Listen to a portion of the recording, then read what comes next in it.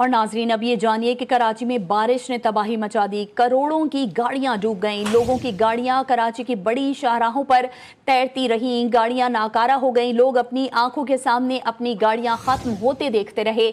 जो सालों जमा पूंजी जमा करके गाड़ियां खरीदी, वो मिनटों में ही सिंध हुकूमत की गफलत की वजह से तबाह बर्बाद हो गई। कराची में बारिश ने तबाही मचा दी। करोड़ों रुपए की गाड़ियां डूब गईं। लोगों की गाड़ियां कराची की बड़ी शाहराहों पर तैरती रहीं। गाड़ियां नाकारा हो गई। लोग अपनी आंखों के सामने अपनी गाड़ियां खत्म होते देखते रहे। इसी पर बात करने के लिए इस वक्त हमारे साथ मौजूद हैं अमीर जमात इस्लामी कराची मोनिम जफर। सर, बहुत शुक्रिया आपके वक्त का। सर, कराची इतना लावारिस क्यों है? जो भी दावे किए जाते हैं, जो भी वादे किए जाते हैं, हमेशा की तरह इस बार भी धरे के धरे रह गए। देखिए, कराची की इस बदहाली की वजह बरसर इक़्तिदार ये टोला है कि जिसको फॉर्म 47 की शक्ल में हमारे सरों पर मुसल्लत कर दिया गया है। ये वो लोग हैं जो अवाम के मुस्तरद करदा लोग हैं, चाहे वो MQM हो, चाहे वो पीपल्स पार्टी हो। इनकी नाअहली, बद इंतजामी और करप्शन है कि पिछले 35 से 40 साल हो गए यही लोग बार बार हर हुकूमत का हिस्सा होते हैं, आपस में इत्तेहादी बन जाते हैं, फ्रेंडली फायरिंग करते हैं और कराची के शहरी इन सारी चीजों का खुमियाजा भुगत रहे होते हैं। इनकी करप्शन का, बैड गवर्नेंस का और नाअहली का खुमियाजा जो है कराची के शहरी भुगत रहे हैं।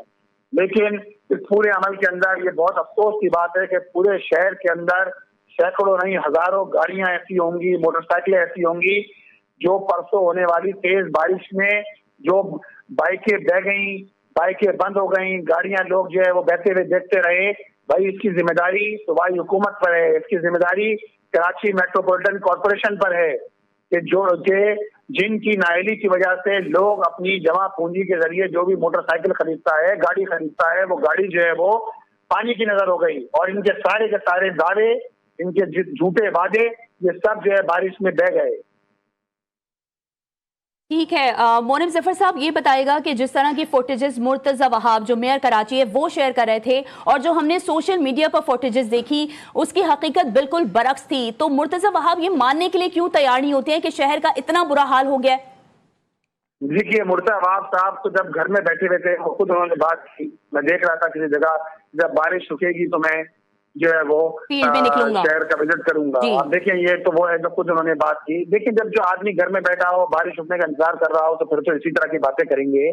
आप देखिए ना कि नाले जो है वो भरे हैं।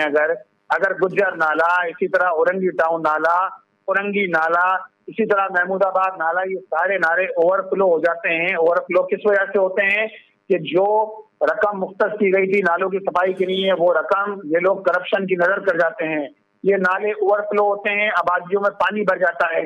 जो आबादियों में छोटे नाले हैं वो बड़े नाले ले नहीं रहे होते ओवरफ्लो होने की वजह से, और नाले कचरे का ढेर होते हैं। 60 करोड़ रुपए वो है जो शहर के नालों की सफाई के लिए मुख्तस किए गए थे।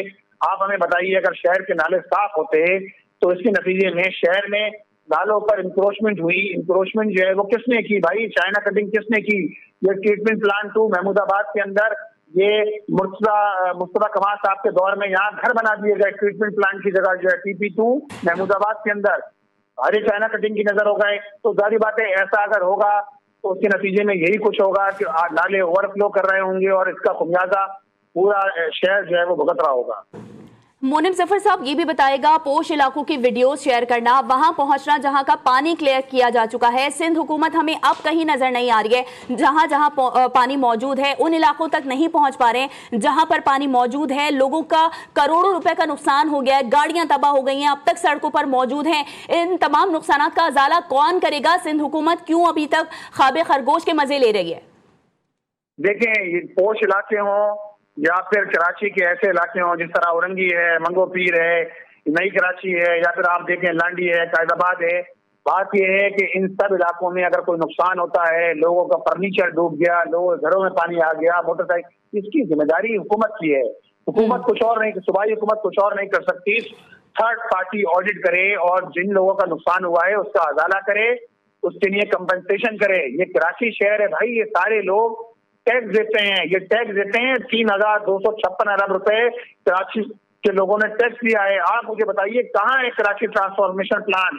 कहाँ है वो 1,100 अरब रुपए के वादे जो आपने कराची को 1100 अरब रुपए देने की बात की, कहाँ है 162 अरब रुपए, कहाँ है वो 35 अरब रुपए, ये सारे झूठे दावे करते रहे। 1100 अरब रुपए का वादा किया गया था कराची ट्रांसफॉर्मेशन प्लान के नाम पे, 1100 अरब रुपए दिए जाएंगे तरक्कियात के नाम पे। सर, क्या आप समझते हैं कि जो पैसा जश्न आजादी पर खर्च किया गया है वो कराची के इंफ्रास्ट्रक्चर पर खर्च किया जाता? देखिए, मैं कम से कम ये बात समझता हूँ कि गवर्नर हाउस में जो कुछ हरकतें होती रही, शहर के दीगर इलाकों में दीगर ये हुक्मरान पार्टियां करती रही, कम से कम वो हरकतें तो नहीं करते। गवर्नर हाउस के तकद्दुस का ही ख्याल रख लिया जाता। गवर्नर साहब रख लेते कि जिसमें वो गवर्नर हाउस जहाँ हकीम मोहम्मद शरीफ साहब जो है वो गवर्नर रहे, वो गवर्नर हाउस जहाँ मोइनुद्दीन साहब जो है वो गवर्नर रहे, आप उसका भी आपको तकद्दुस नहीं है। जहां तक इसका ताल्लुक है, लेकिन जश्न आजादी के मौके पर लोग खुशियां मनाते हैं, होना चाहिए, लेकिन कम से कम कौम के नेताओं को तो इस चीज का ख्याल रखना चाहिए कि आया वो शराब तो नहीं कर रहे। जी बिल्कुल, ऐसे कराची में बारिश ने तबाही मचा दी है। करोड़ों की गाड़ियां डूब गई हैं, लोगों की गाड़ियां कराची की बड़ी शाहराहों पर तैरती रहीं, गाड़ियां नाकारा हो गईं। और इस पर बात करने के लिए हमारे साथ मौजूद थे अमीर जमात इस्लामी कराची मोनिम जफर साहब। आपका बहुत शुक्रिया GTV न्यूज़ को वक्त देने के लिए।